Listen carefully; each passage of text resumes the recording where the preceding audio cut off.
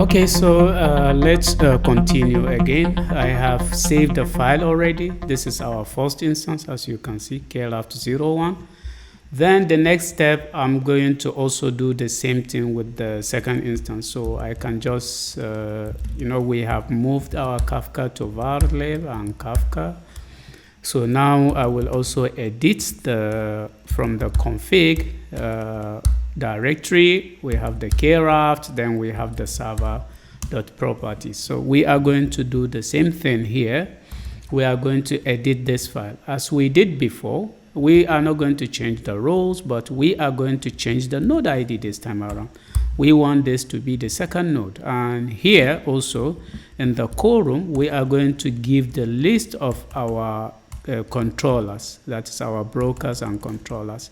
I have also have this string, so let me just copy it and paste it here. So we have, but this is our second controller or second node or second instance, whatever you call it. So next, let's go down and also see we are going to give the name of our here we said listen to our controller, right? Okay, sorry. Okay. This is for our second node, the second instance. So we are going to just put it here. Okay, good. Also the local host here, we are just going to use the name. I use great, then controller, then what else? Let's see down, what do we have? Yeah, because it's also different node or different instances, we don't have to change the name of the temp directory. But I mean, this is temp, so at least for production purpose, please don't leave it in the temp directory. So you can change it to the best location where you know your logs will always be there. So we are going to also change the partition, okay, to be 3 default. And then a replication also should be 3, and the log replication 3, and then finally the minimum in sync replicas. After that, we have changed everything, so we don't need to change the rest of the things. Let's save the file and then move on to the next server or to the next instance. Still cd to our var lib Kafka that we have moved.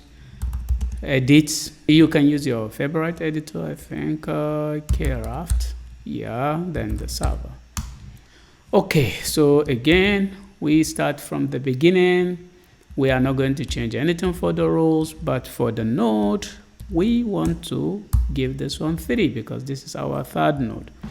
We also are going to give the list of controllers that are going to form a quorum. So we go ahead and do this. Yeah. So next we are going to also give the host IP, the host name that we are using here. Okay, in this case, it should be our third node or instance. So yeah, so next, instead of localhost, please let it be our host name, which will be mapped.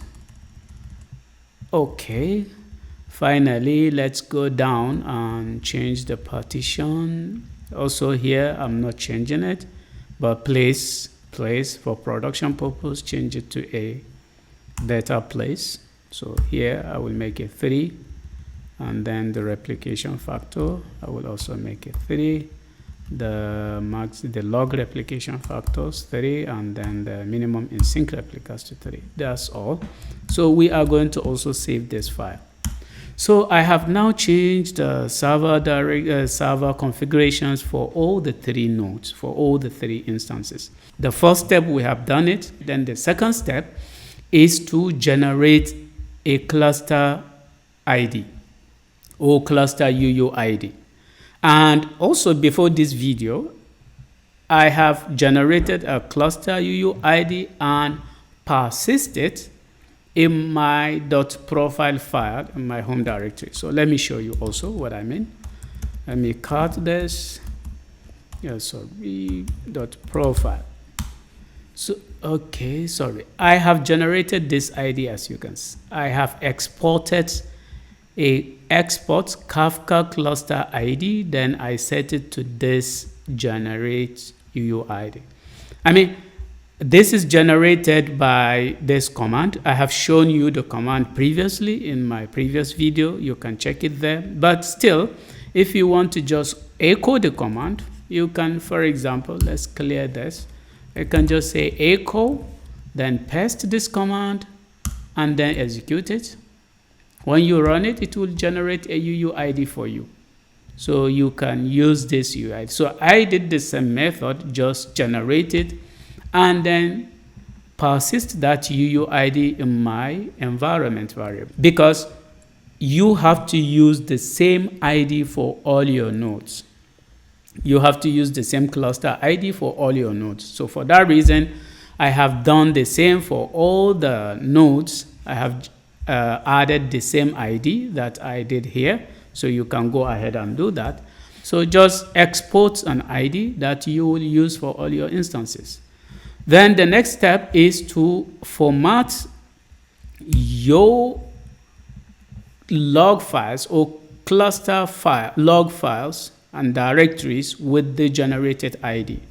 And how do we do that? You go to your Kafka root directory and execute this command. You have to do this for all your instances.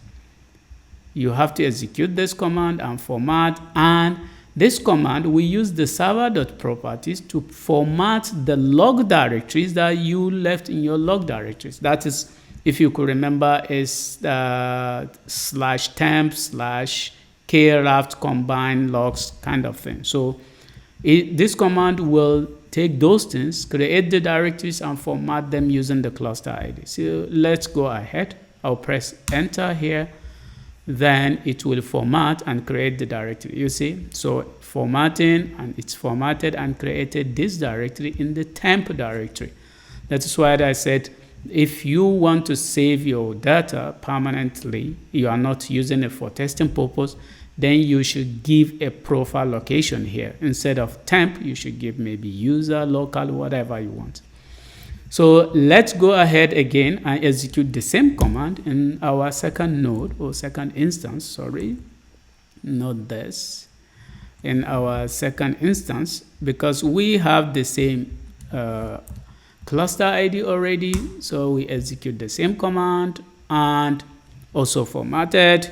Then our third instance, execute the same command, and then it will also be formatted. So now our Kafka logs directory, let's just go to the temp directory of one of our node and see what is in the temp directory. So you can see we have the KRaft combined logs directory created. If we go inside that KRaft and also look inside, you will see some directories created, metadata, whatever. So you see the directories there. So this is actually the second step of creating the cluster. This is the second step. First step, what do? We change our configurations according to our need. Second step, we generate a unique ID, and we use the ID to format our log directories. So in the first step, we have tell the controllers that, yeah, look, these are your friends, these are your other controllers that you can communicate with. And in the second step, we said, okay, each and every controller and broker, they have their own formatted logs that they can use. So in the last step, we are going to look into testing.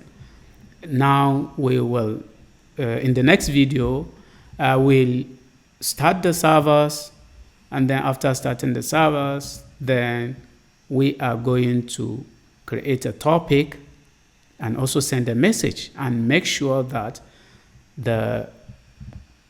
our node or our instances create a cluster, and the messages can be read and can be sent from any of the node. So until I see you in the next video, thank you very much for watching.